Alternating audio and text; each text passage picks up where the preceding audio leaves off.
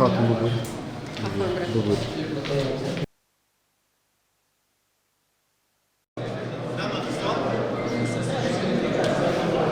والله پێم خۆشە لەبەرەوەی پێم هەرچەندە یەکەم جار هەموو خەڵک دەرێن نەدەنگ نادەم ئەوە نادەم بەڵام بالعکس ئینسان پێویستە ئەوە دائیمەن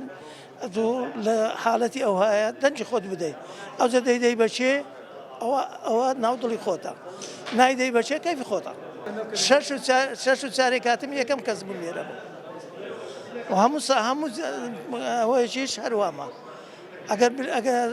مەجای سەودانی مابی تەنها یەکەم کەس دێم سەوت دەدەم حەزەکەم هەموو بێتن لەو پرۆسەیە بەشدار بکاتن ئەوجا ئەوەی پێی ناکرێ ئەوە شتێکی ترە بەڵام ئەکۆنێ وەکو عام حەزەکەم یانی هەموو خەڵکە بەشداری بکاتن.